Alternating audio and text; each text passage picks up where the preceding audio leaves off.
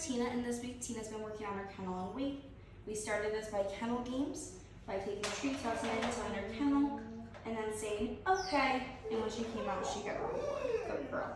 So that helped introduce the words kennel and the release word of okay. So now what I'm gonna do is show you the next step of what we've been doing this week. I'm gonna tell her kennel, and I close her in.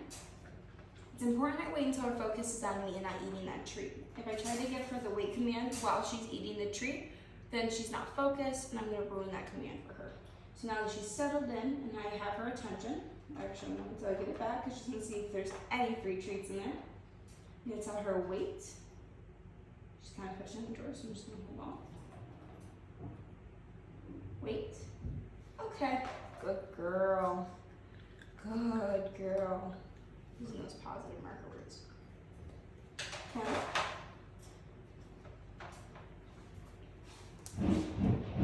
Wait. So when she goes to prematurely come out and say and it's a nice sharp noise that's gonna let her know I don't appreciate that behavior. Wait. Okay. Good girl. Good job.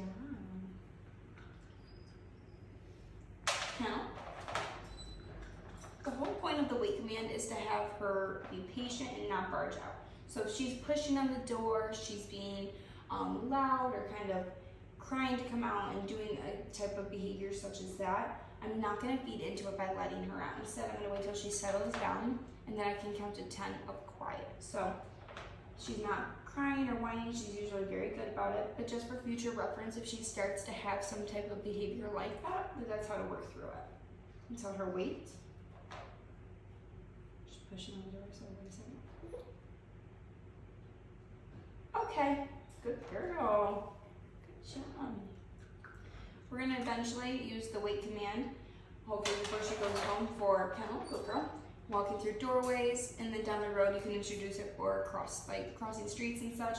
It's a nice safety command. It slows her down and shows her to have good manners and be patient. We don't want her to think it's acceptable to barge through doorways or push out of the kennel or anything along those lines. So by slowing her down and teaching her that wait command, it has it where she comes out with good manners and she's nice and calm about it. She doesn't have to sit or anything along those lines. I just wanted to see that she waits. So saying wait. So she wanted to come out before I do that release word. So I'm just going to make sure I close her back in there and start over with the wait command. Wait. Okay, good girl.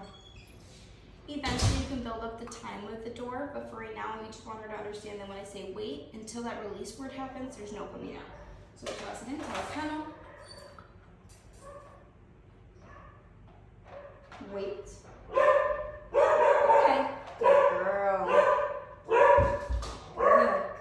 Take that treat. Touch her to the back of the kennel. Kennel. Good girl. Wait.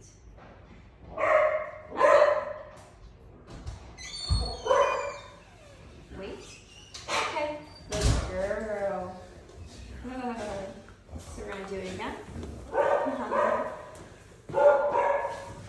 to get a focus on the tree. She wants to say hi to Scarlett. Good girl.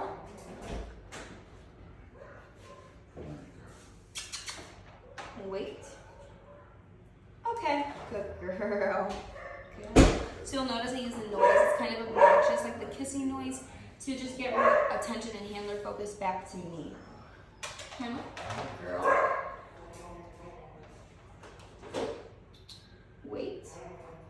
Okay, good girl. As you see, it's just going to get better and better. The more we practice it, the better it will get. So when she comes home, it's good to do nice small sessions with her, just focusing on one command at a time. And then as she gets older, doing more commands throughout a session. Okay? Good girl. So it's also important to note that when you crate Tina for the end of the night, you want her to be crated on an empty tank to deter accidents. Of course, they're still possible, but the best thing to do is to let her out, make sure she goes potty just before bed, and then putting her in the crate and then leaving her in there. If she's crying or being obnoxious, anything like that, running out, the best thing to do is ignore her.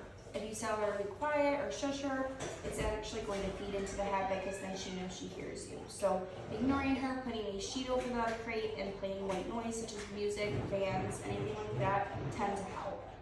And tell her, wait,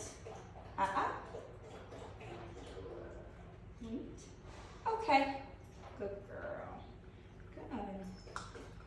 So another thing you would do is take in a crate safe toy, such as this. You can hear her excited about it. And toss it in the ice.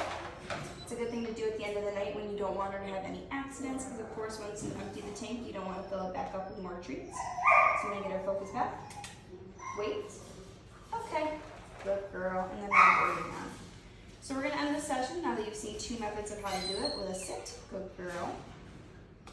And then I'll have her do it down. Until she goes nice down, flat and relaxed.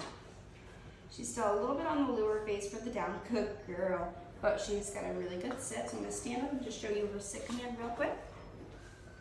Last note I want to mention for the crate before I forget is that it's always important to have something in the bottom of the crate for her. So she does come home with a soaker pad, and as she gets older you can put a blanket or a bed in there.